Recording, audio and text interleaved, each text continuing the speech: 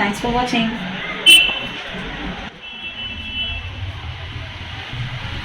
So இப்போ நம்ம இந்த கிழங்கு இதில் சேர்த்துக்கலாம்.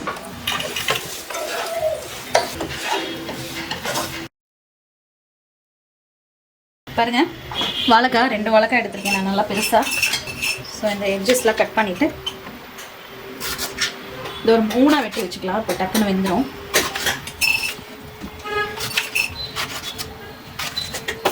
ஸோ இப்போ நான் ஸ்டீம் பண்ணுறதுக்கு ஆல்ரெடி அடுப்பில் வச்சுட்டேங்க. ஸோ நீங்கள் இட்லி பானை வச்சு இட்லி தட்டு வச்சு கூட ஸ்டீம் பண்ணிக்கலாம். இந்த மாதிரி ஆல்மோஸ்ட் இதில் ஒரு 90% இதில் வெந்துடுற அளவுக்கு நம்ம ஸ்டீம் பண்ணி எடுத்துக்கலாங்க இதை.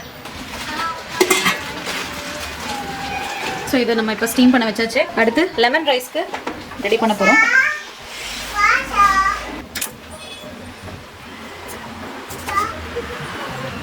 லெமன் ரைஸ் தாளிக்கிறதுக்கு ஃபஸ்ட்டு கொஞ்சம் கடலையை வறுத்துக்கலாங்க.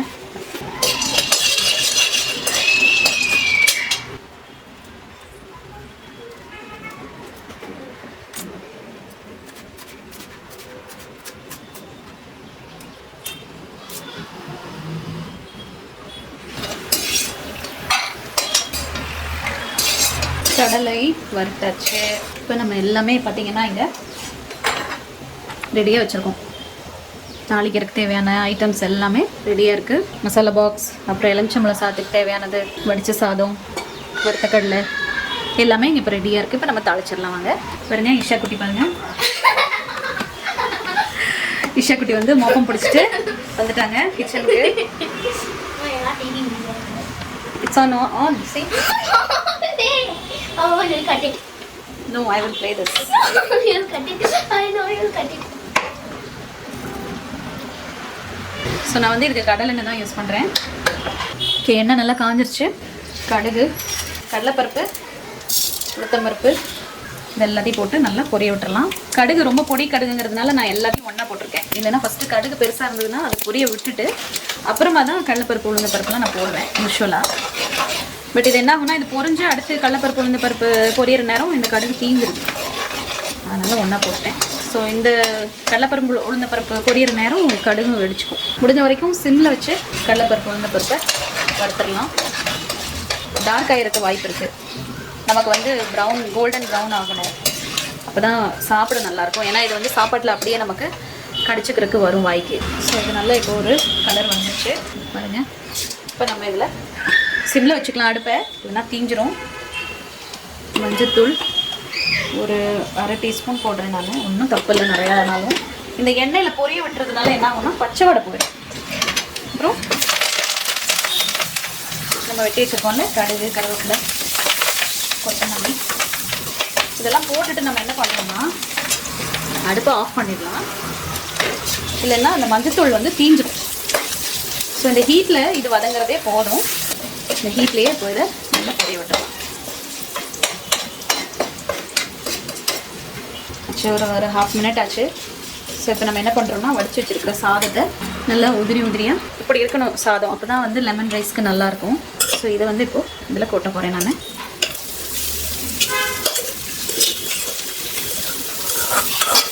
ஸோ இப்போ என்ன பண்ணுறோன்னா இந்த லெமன் சாதத்துக்கு தேவையான அளவு உப்பு.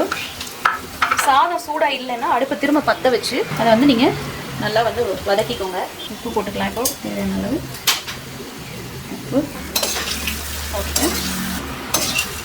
இந்த வறுத்து வச்சுருக்க இந்த வேர்க்கடலை வறுக்கும் போது லைட்டாக உப்பும் எண்ணெயும் சேர்த்துட்டா சீக்கிரமாக வறுபட்டுருங்க. ஸோ இது என்னென்னா நல்லா எல்லாம் கிண்டிட்டு அடுப்பெல்லாம் அமர்த்திட்டு அதுக்கப்புறமா தான் நம்ம லெமன் ஊற்றுறோம். லெமனை இப்போ புழிஞ்சிக்கலாம்.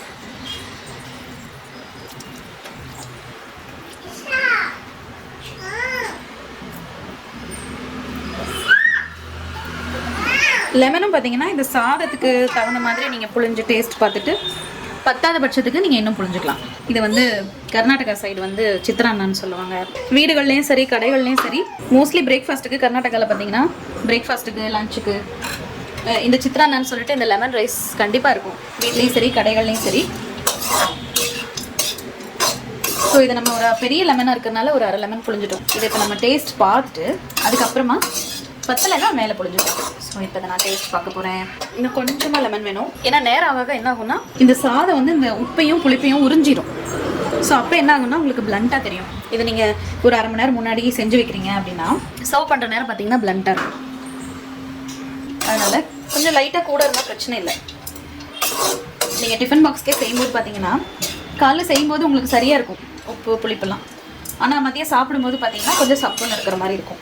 அது காரணம் இதை சாதம் வந்து உறிஞ்சிக்கும்.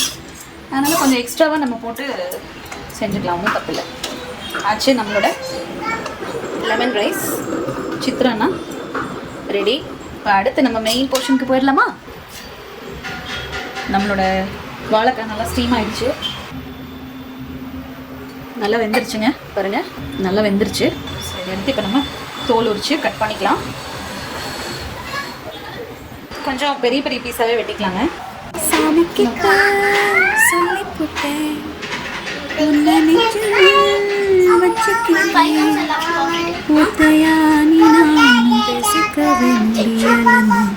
மனசுக்குள்ள பேசிக்கிட்டோம், சுத்தமானி நானும் பார்த்துக்கவே முடியலன்னு கனவுக்குள்ள பார்த்துக்கிட்டோம். ஒரு கோடி புள்ளி வச்ச நான் போட்ட காதல் போலும் ஒரு பாதி முடியும் முன்ன அழைச்சிருச்சு காலம் காலம். இன்னொரு ஜென்மம் நான் மறுபடி பொருந்து வந்து உனக்காக காத்திருப்பேன். அப்பாவும் இருவரும் பிரியணும்னா பொறக்காம போயிடுவேன். சாமி கிட்ட சொல்லி போட்டேன்.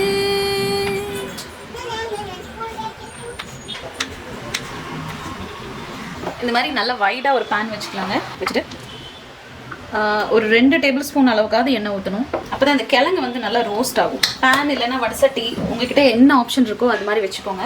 ஸோ வந்து நான் வந்து அமிழ்து ஃபிஷ் ஃப்ரை மசாலா இதில் சேர்க்க போகிறேன். உங்கள்கிட்ட வந்து சிக்கன் மசாலா மட்டன் மசாலா அந்த மாதிரி ஏதாவது இருந்ததுன்னா நீங்கள் வந்து அதை கூட நீங்கள் சேர்த்துக்கலாம். எண்ணெய் சூடாயிருச்சு. ஸோ அடுப்பை சிம் பண்ணிவிட்டு இந்த மசாலா நல்லா 1 டேபிள் ஸ்பூன் அளவுக்கு போட்டுக்கலாம். போட்டுட்டு ஜிப்லாக் போட்டு வச்சிடலாம் நம்ம. அப்புறம் மஞ்சத்தூள் லைட்டாக போடுறேன். இதுலேயே இருக்குது மசாலாவில். சப்போஸ் நீங்கள் போடுற சிக்கன் மசாலா மட்டன் மசாலாவில் இல்லை அப்படின்னு நீங்கள் நினச்சிங்கன்னா நீங்கள் சேர்த்துக்கோங்க. அடுப்பை சிம்மில் வச்சுக்கலாம், மறந்துடாதீங்க. அப்புறம் இந்த கிழங்குக்கு தேவையான உப்பு இது எல்லாத்தையுமே நம்ம இப்போ ஆயிலில் ஃப்ரை பண்ணிக்கலாம். ரொம்ப கவனமாக செய்யணும் இந்த ப்ராசஸ், தீயாமல் பார்த்துக்கோங்க. தீஞ்சிருச்சுன்னா நல்லாவே இருக்காது. ஸோ அடுப்பு சிம்மில் வச்சுட்டு ஒரு 1 மினிட்டுக்கு இதை அப்படியே நம்ம ஃப்ரை பண்ணிக்கலாம் ஆயிலில். ஸோ தட் இந்த மசாலாவோட பச்சை வடை போயிடும். வாசம் கமகமான்னு வருதுங்க. இது ஆக்சுவலாக ஃபிஷ் ஃப்ரை மசாலா. ஸோ அதை நான் இந்த மாதிரி ட்ரை பண்ணேன், சூப்பராக இருக்குது டேஸ்ட்டு. இப்போது நம்ம கட் பண்ணி வச்சுருக்கிற இந்த வாழைக்காயை இதில் சேர்த்துக்கலாம். இப்போ இது நல்லா வந்து பார்த்திங்கன்னா ஃப்ரை ஆகிடுச்சு இந்த மசாலா இதில். ஸோ இப்போ நம்ம இந்த கிழங்கு இதில் சேர்த்துக்கலாம்.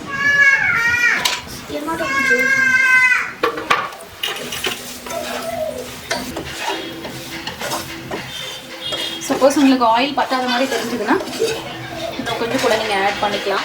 நான் எனக்கு கொஞ்சம் லைட்டாக ஆட் பண்ணுறேன். ஏன்னா அப்போ தான் இந்த மசாலா வந்து இந்த கிழங்குல நல்லா பைண்ட் ஆகும். ஸோ இப்போ இதை வந்து நம்ம நல்லா பைண்ட் பண்ணிவிட்டு இந்த மசாலாவை சிம்மில் வச்சு ரோஸ்ட் பண்ணுறது தாங்க வேலை. கிழங்கு உடையாமல் கிண்டிக்கோங்க. இதை நம்ம வந்து ரோஸ்ட் பண்ணிக்கலாம். ஸோ இது நல்லா சட்டியில் இல்லைன்னா தவால இல்லைன்னா நீங்கள் எதில் வந்து இதை நீங்கள் செய்கிறீங்களோ அதில் பரப்பி விட்டுக்கோங்க. நல்லா அந்த சர்ஃபேஸில் பட்டு ஒன்றும் ரோஸ்ட் ஆகுற மாதிரி. பேபிகார்ன் கூட இந்த மாதிரி செய்யலாம், பன்னீர் இந்த மாதிரி செய்யலாம், உருளைக்கிழங்கு எப்படி செய்யலாம். என்ன பேபிகார்ன் வந்து நீங்கள் இதே மாதிரி ஸ்டீம் பண்ணி எடுக்கணும். பன்னீர் நீங்கள் எதுவுமே பண்ண தேவையில்லை, ஸ்ட்ரிப்ஸ் மாதிரி கட் பண்ணி இந்த மாதிரி நீங்கள் போட்டு ஃப்ரை பண்ணிடலாம். ஸோ நம்ம டிக்கா வந்து எப்படி ஒரு நார்த் இந்தியன் கசினில் வந்து அது ஒரு ஃபேமஸான ஒரு டிஷ்ஷோ அந்த மாதிரி நம்ம இது சவுத்தில் வந்து இந்த மாதிரி வறுவல்கள் பார்த்தீங்கன்னா ரொம்பவே ஃபேமஸ் இல்லையா. ஸோ இதை நம்ம இப்படி பண்ணிவிட்டு அதில் ஒரு 4 கருவேப்பிலை இலையை தூவி விட்டுடலாம். அந்த கருவேப்பிலோட ஃப்ளேவரும் இதில் இறங்கட்டும். நம்ம அடுப்பு சிம்மில் வச்சு இப்போ இதை ரோஸ்ட் பண்ணிக்கலாம். அவ்வளோதாங்க, சைவ மீன் வறுவல், வாழைக்காய் வறுவல். பாருங்கள் இந்த வாழைக்காய் நல்லா ரோஸ்ட் ஆயிடுச்சு. இப்போ அடுப்பு அமர்த்திக்கலாம். இப்போ இதை நம்ம லெமன் சாதத்துக்கு கூட சர்வ் பண்ணலாம்.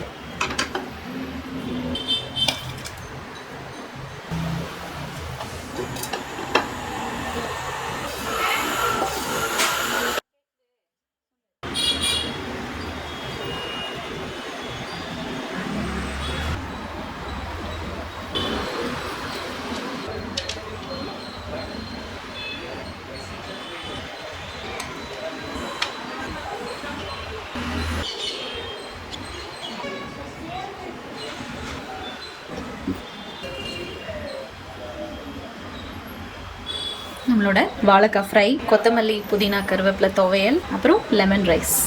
ஒரு ஹெல்த்தியான ஒரு மீல் ரெடி ஆயிடுச்சு. Healthy and yummy meal. So இன்றைக்கி நம்மளோட ஹெல்த்தியான ஒரு பிளாட்டர், லெமன் ரைஸ், கொத்தமல்லி கருவேப்பிலை புதினா துவையல், அப்புறம் ரொம்பவே டெலிஷியஸான வாழைக்காய் வறுவல். அதுதான் இன்றைக்கி நம்ம செஞ்சுருக்கோம். ரொம்பவே ஈஸியான ஒரு கம்ப்ளீட்டான ஒரு மீல் இன்றைக்கி நம்ம பார்த்துருக்கோம். ஸோ இதை நீங்களும் இந்த வாழைக்காய் வறுவல் வந்து மிஸ் பண்ணாமல் நீங்களும் செஞ்சு பாருங்கள். உங்கள் வீட்டில் கண்டிப்பாக உங்களுக்கு பிடிக்கும். நம்புறேன். மீன் மசாலா, வறுவல் மசாலா எதாவது இருந்ததுன்னா அதை போட்டு நீங்கள் ட்ரை பண்ணலாம். இந்த வீடியோ உங்களுக்கு பிடிச்சிருந்ததுன்னா மறக்காமல் லைக் பண்ணுங்கள். உங்கள் ஃப்ரெண்ட்ஸ் அண்ட் ஃபேமிலி கூடயும் ஷேர் பண்ணுங்கள். தேங்க்ஸ் ஃபார் வாட்சிங்.